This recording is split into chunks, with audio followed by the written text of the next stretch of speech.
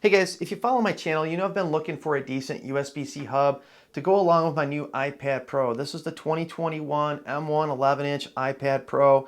And one of the big reasons I upgraded from this 2017 iPad was the interface connector. They went with a Thunderbolt 4 USB-C connector, which is crazy, crazy fast, or let me say, should be crazy, crazy fast. Now, this Thunderbolt 4 is rated at a maximum transfer speeds of around 40 gigabits per second, which is like 5 gigabytes of data per second. That's crazy fast, right? I got so excited when this thing was announced. I ordered it right away, tested it out. The fastest I could get was 500 megabits per second, which is like, what is that, like a tenth as fast as it should be?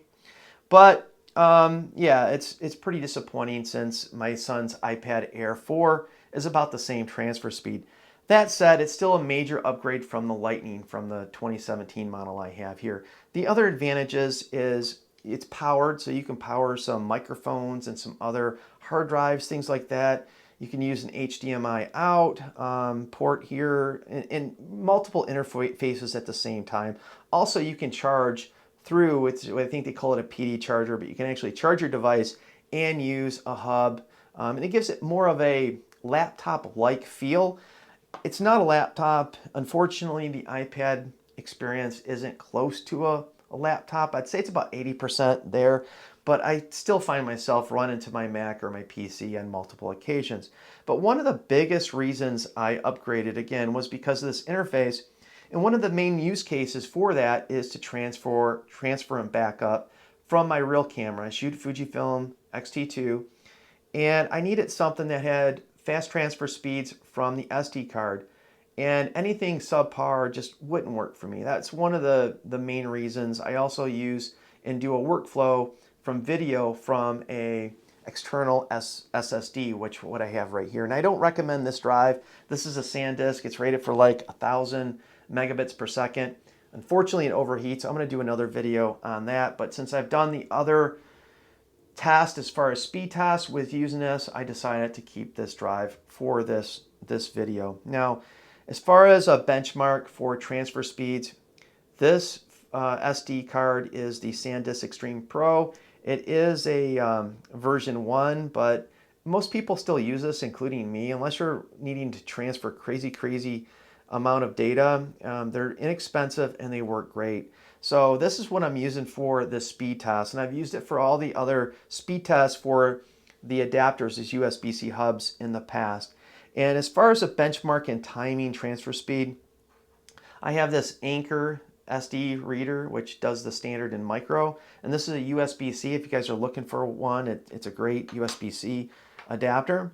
But it also has the similar speeds of this, what is this, a Kingston USB 3.0, and this Transcend USB 3.0. And they all right around, for the same file that I'm going to test, which is a 2.6 gigabyte file, it's right around 30 seconds. So some of the other ones, or I should say all of the other ones, horrific transfer speeds, just unacceptable transfer speeds. So what I didn't want to do is have to use one of these SD card readers on the interface itself. So that was one of the key features for me. The other thing was using the external SSD drive. Now, unfortunately, this isn't perfect. I did have one previous hub that got the similar transfer speeds native out of the iPad to using the adapter. This one, unfortunately, is slower, and we'll go ahead and test that. But overall, this is working for me. I did try this. I've had it for, I don't know, 3 to 6 months.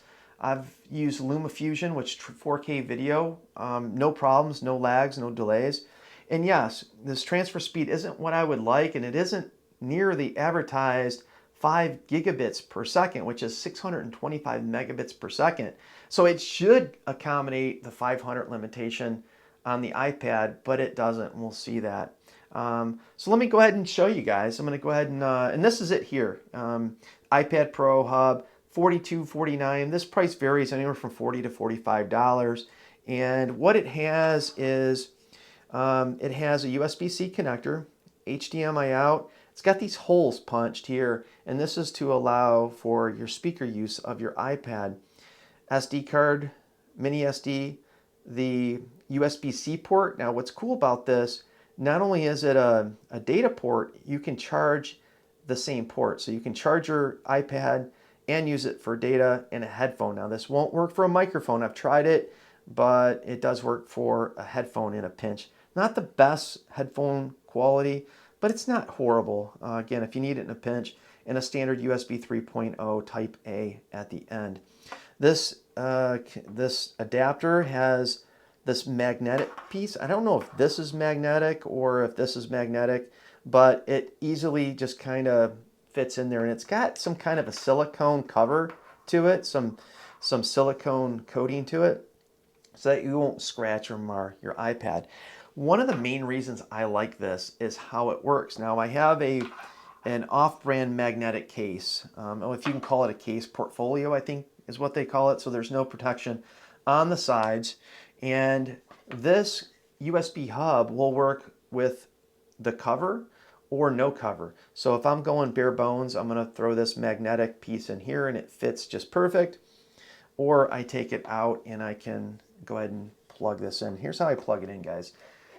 Start off, nice, easy, fast, secure connection, and it just slips right on. Now with this cover and this little piece removed, it's a little on the looser side, and it's easy to come, easy off. It doesn't like fall off on its own, but if you're unplugging something, let me show you here. Let me see if I can reach over. And you unplug something, see, you're gonna have to kind of hold your fingers to unplug it. But even if you do that, this connection, the connection to the iPad, is still very secure. And that was one of my big issues with one of the other USB hubs, was I was afraid to break the port in the iPad, where this is always so secure, and I'm okay with just kind of holding this. Now, again, if you're not using the case, it's even more firmer, but if you're using a case like this is a cheap $8 case I bought on Amazon, but it'll actually fit very secure and very tight on this case.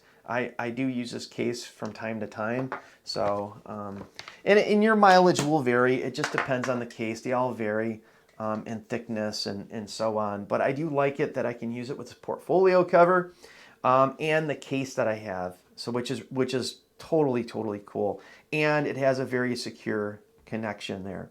So let's go ahead and give this a whirl. And I'm going to do some timings. Can you see the times?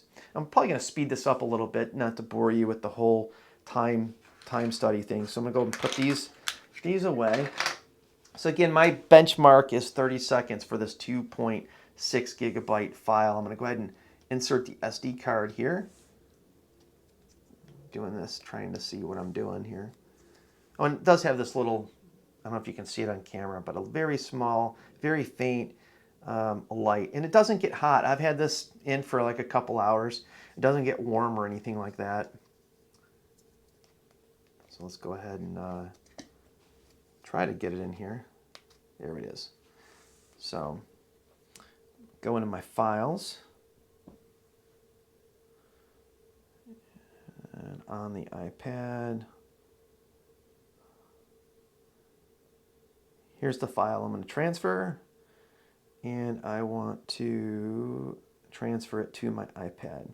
So I'm going to go ahead and time this, and what I want or hope to is 30 seconds. So let me go ahead and hit the timer here, and I'm going to speed this up so I don't bore you.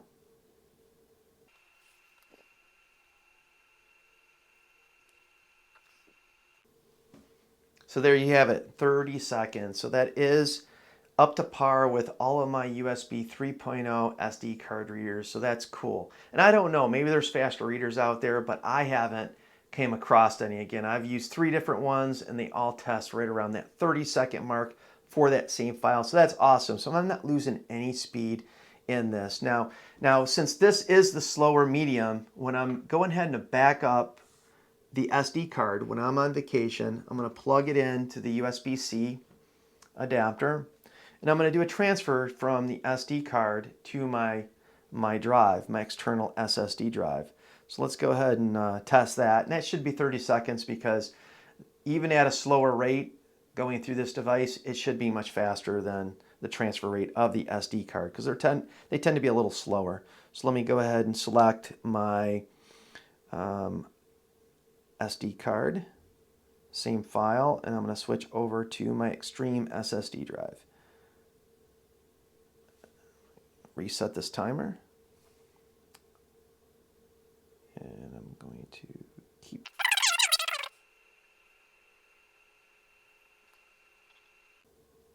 There it is, exactly 30 seconds. So that's good. It's what I expected. Again, this transfer rate isn't going to be your bottleneck. It's going to be the SD card.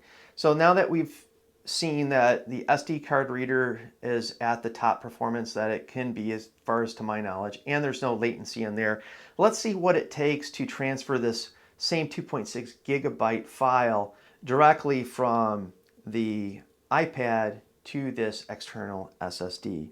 So I'm going to go from the SSD and I'm going to go on my iPad, select that same file. 10 seconds, 10.24. Now that's pretty good. Now, what should it be? Again, if I have a maximum transfer rate of 500 megabytes per second from my benchmark for this iPad, that means I should have transferred this in around 6 seconds, something like that. So let's go ahead and do the same file. I'm going to unplug. So this has to go into my iPad. And I have on my iPad. So we're at 10 seconds for going into this USB-C hub. Now I'm going to go from my iPad directly into there.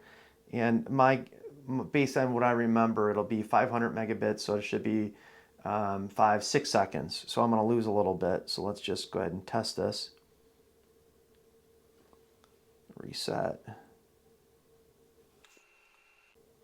5 seconds, 5.5 seconds. So again, it's what I kind of expected, but fortunately for me, what I have noticed is no degradation in using LumaFusion. I don't know why I just unplugged that. Let me plug it back in. Let me go ahead and plug this in here. So let me show you how this works in LumaFusion. I'm going to go ahead and go into this Extreme SSD. I'm going to select a 4K clip. I don't have a camera that is 4K 60, so this would be 4K like 24 or 4K 30. Now this is running off of this SSD drive.